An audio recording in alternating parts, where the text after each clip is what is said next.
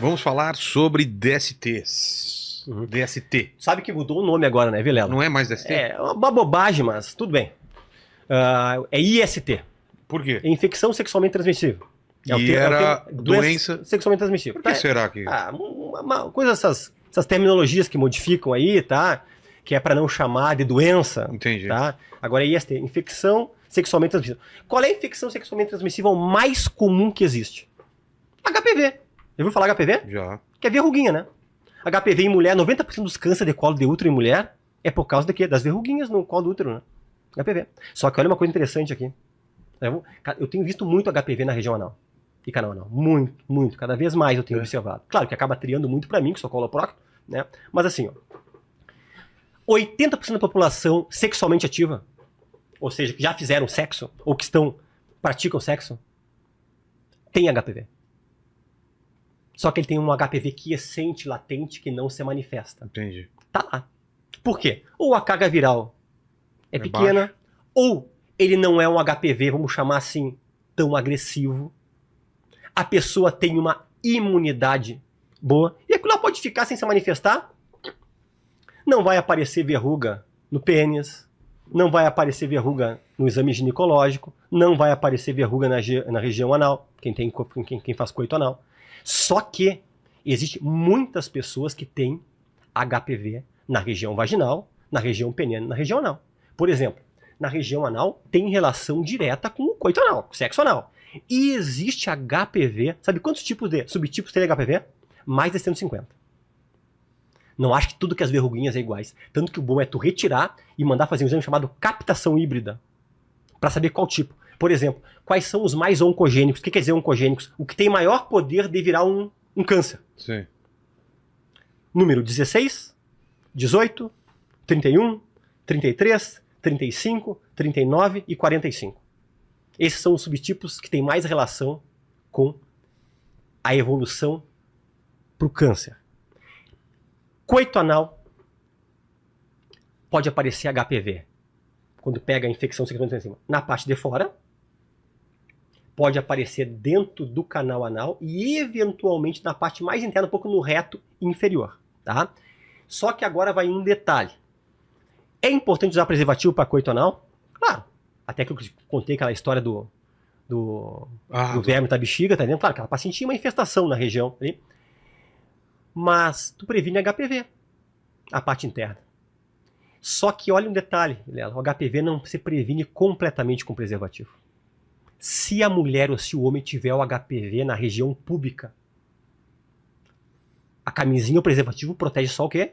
Só o pênis.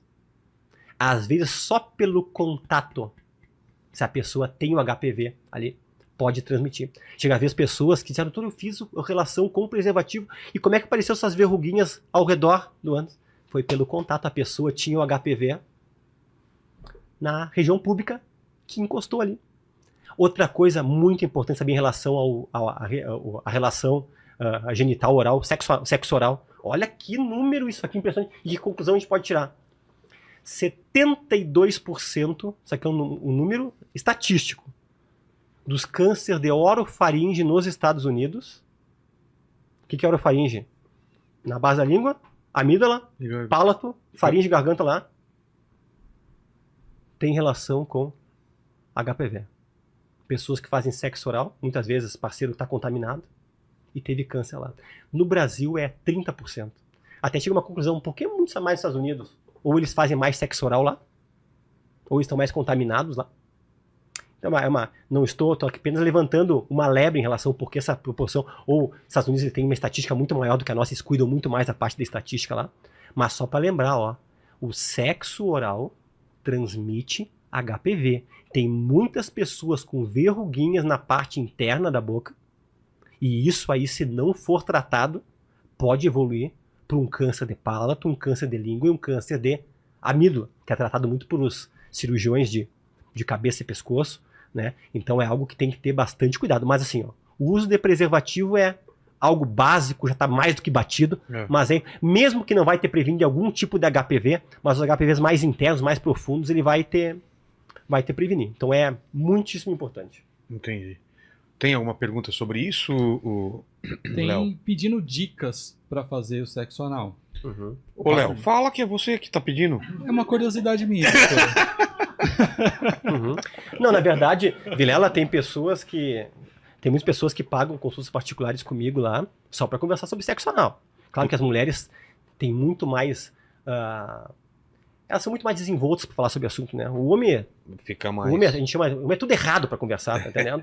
A mulher chega, doutora, eu vim aqui porque eu quero conversar sobre sexo anal. E eu sempre digo assim, claramente, tu tá vindo falar com a pessoa certa. É que o proctologista tem que falar. Exato. Não tem que falar isso aqui com revistinha, com rede social. É com o proctologista que tem que falar. Eu tenho no meu canal vários vídeos sobre coito anal e sexo anal. Vários vídeos. Eu vou trazer aqui apenas algumas dicas bem rápidas. Tá. Porque assim, ó, independente de eu achar certo ou errado, de você achar certo ou errado, de nós crermos que está errado ou por crença, as pessoas continuam fazendo sexo anal. Então, essa orientação tem que ser passada. Muitas pessoas falam, doutor, por que está passando essa orientação? Quem tem que passar sou eu. Sou o coloprocto.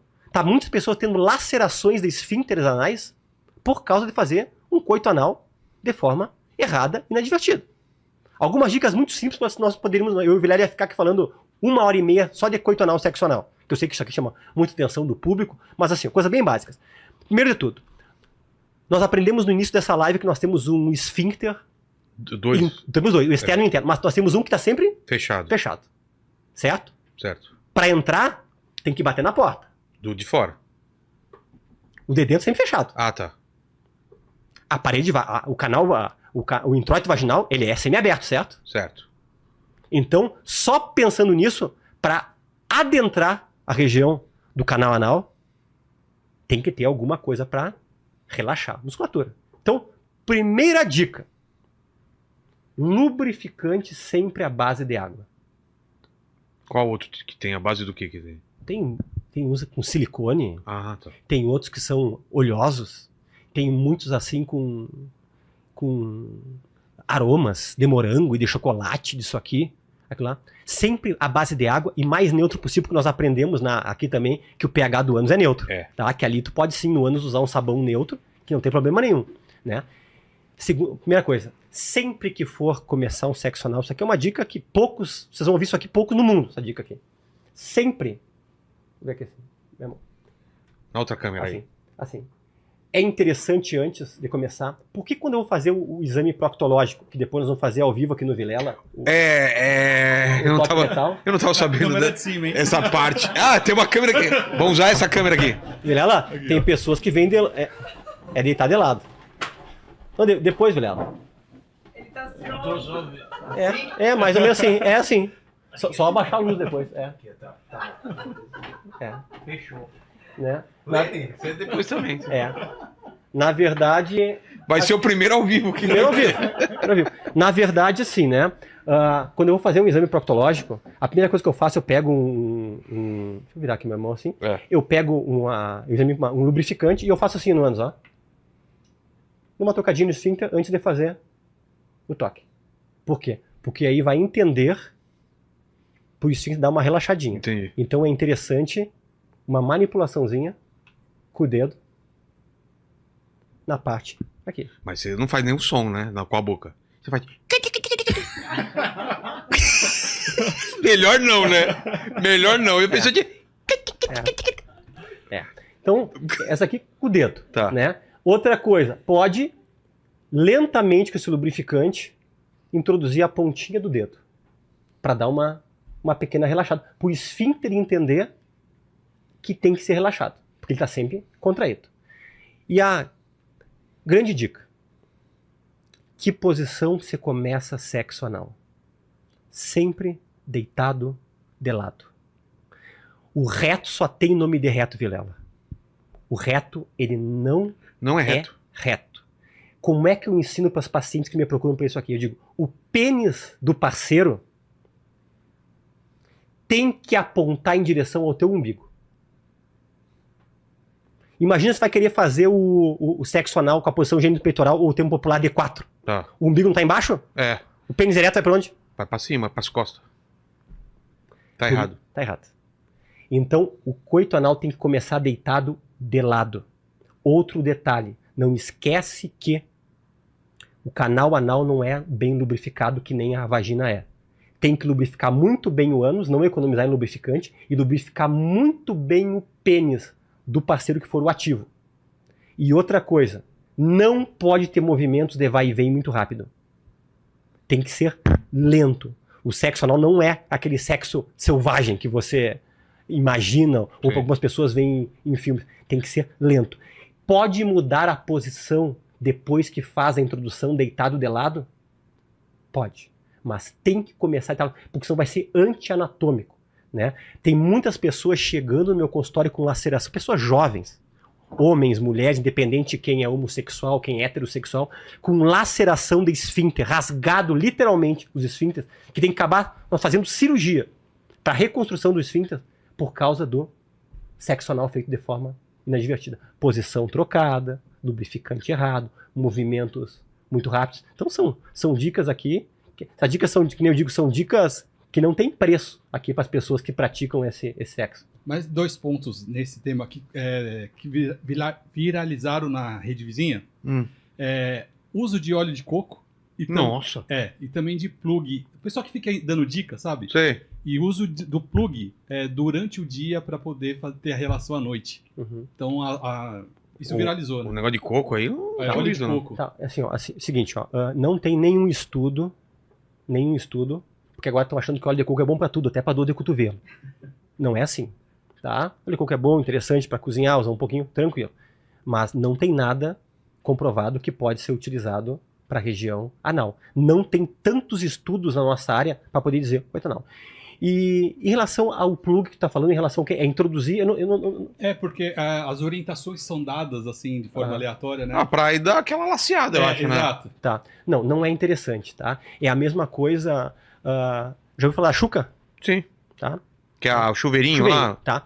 Sabe que tem muitas mulheres que têm intestino preso que fazem a ducha higiênica, ligam a água para fazer como se fosse uma lavagem e defecar. Isso é muito comum, mais do que tu pode imaginar. E pode? Não pode, não é bom. Eu tenho também um vídeo falando sobre isso, como também nenhum desses plugs que tu perguntou, Léo, ou qualquer tipo de dilatador, não é interessante porque tu pode acabar relaxando demais o esfíncter e dar uma hipotonia do teu esfíncter anal e tu acabar tendo alguns escapes Se ficar fecais, constante. Então minha calcinha tá suja de fezes, minha cueca. Se você ficar dilatando todo dia em relação a isso aí, tá? Tem alguns tipos de limpezas que tu pode fazer antes da relação anal, com algum tipo de supositório, tem relações, mas não fazer como rotina, tá entendendo? Pessoas ligam lá chuveiro pra dentro, pra lavar lá dentro, lá, tu começa a dilatar o reto com água, tu não sabe a quantidade de água que tu tá colocando pra dentro. Não.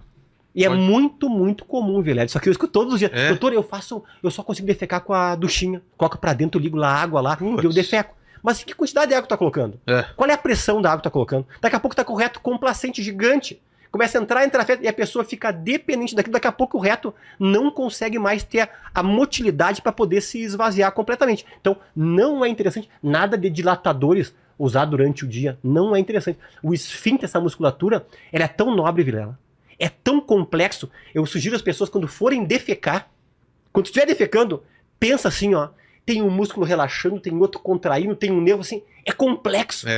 Então faz de tudo para não machucar o teu esfíncter, porque depois é difícil de resolver. E o coito anal feito de maneira errada é uma das grandes causas de laceração do esfíncter anal. Que nem pessoas que introduzem muitos objetos na parte anal também tem que ter muito cuidado e muita cautela para não lacerar esfíncter, né, Vilela? Te procuram, às vezes, com um objeto lá ou não é sua especialidade? Com certeza, isso aí é do Proctor. É mesmo? É do Proctor. Já tive assim, ó, Vilela, ó. Coisas absurdas, assim. Não me pergunto por quê, mas são algo mais sazonal. Tem semanas que aparece muita coisa, tem semanas que tem meses que não tem nada, mas eu já tive muitas histórias ao longo da minha vida de histórias. Eu já tive um paciente que introduziu uma lâmpada fluorescente para dentro e quebrou lá dentro. Aquela. Nossa. E quebrou. Acabou. O paciente veio a falecer. O quê? Tá? E por causa de sangue saindo direto? Não, perfurou reto.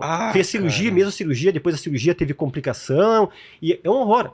E inclusive, né, Vilela, os pacientes sempre quando chegam, né, isso que parece uma coisa engraçada, todos quando chegam com a introdução de alguma coisa... Tem uma desculpa. Tem uma desculpa, não precisa me dar desculpa. O especialista quer, eu tô ali para resolver o problema. Por exemplo, esse da lâmpada, eu tive mais do que uma vez pessoas que introduziram lâmpada para dentro, né? E, tava trocando a lâmpada... Primeiro, Quem é que troca a lâmpada pelado? É. E a segunda coisa, Qual a chance? tu vai cair, a lâmpada vai estar perfeita pra... Tá, não existe, não precisa me dar desculpa pra isso, tá? Que nem outra coisa que eu tive esses dias no consultório, que é muito difícil tirar, bolinha de ping-pong. Porque ela amassa lá dentro? Por quê? Ela é redonda, é difícil de pegar, né, Vilela? Ai, cara. Cara, e por incrível que pareça, eu já tive várias bolinhas de ping-pong. Não tem nada assim, né? Porque Não, pode... bola de sinuca não, né? Não, mas eu nunca tive. Ah, tá. Né? Mas na verdade, assim, tu pensa assim, o que tem a ver bola de ping-pong? Não tem nem nada. Já tivemos um... E legumes, né? legume, né? Já tive legumes, já tivemos alguns. Como chama aquele? Berinjela, né? Um caso esdrúxulo. Cenoura. Um caso esdrúxulo que eu tive, que foi difícil a solução, foi um paciente que introduziu um Rodox. O que é o inseticida? Da grande, aquele preto de matar barata. Caramba, velho. É tipo paciente que introduziu... Mas aí, tipo, não sai por quê? Porque... É muito grande pra tu retirar e depois que entra, o esfíncter interno, que ele faz? Ele contrai. Ah! Às vezes tem que abrir barriga e empurrar de cima pra baixo. Mas geralmente a gente consegue puxar por baixo. Entendi. Tá? Isso aí tem tanta história. Garrafa que faz pressão. Já tive paciente que colocou prego pra dentro. Eu tive paciente que colocou prego no ânus e na uretra, na ponta do pênis pra dentro. Ai! Tá? E chegou dizendo que tava com coceira. Daí ele... Aquelas explicações mais esdrúxulas, né? Coça com outra coisa, não com prego. Com prego. Né? Mas são tudo casos muito graves, que também pode causar laceração Com certeza. do esfíncter, né? Lápis, caneta, já teve tantas e quantas vezes a pessoa colocar, não conseguiram tirar. Só que geralmente a pessoa quando vem pra mim, vê lá, o que acontece? A pessoa já tá 3, 4, 5 dias tentando tirar. Ah, ela não é na hora que ela Claro vai. que não. Tem Vai nem vergonha e emergência. tal. É. Vai nem emergência, tá entendendo? Então, a pessoa às vezes quando ejacula e o preservativo sai no sexo anal e fica lá dentro. E aí? E a pessoa geralmente sai com as fezes, mas a pessoa fica desesperada, Putz. que não consegue retirar, tá? Isso é dos males o menor, coisa simples de resolver, mas acontece às vezes como não lubrifica muito bem, Sim. é comum fazer e ficar o preservativo lá dentro. Então, é tudo cuidados que as pessoas têm que ter, essas dicas que a gente passou em relação ao coito anal, que é um assunto íntimo, cheio de tabus, mas quem tem que dizer sou eu, sabe por quê? Porque os problemas vai cair na mão do proctologista pra resolver, né, Vilela? É. E são problemas que pode levar ao óbito. Então é coisa muito séria.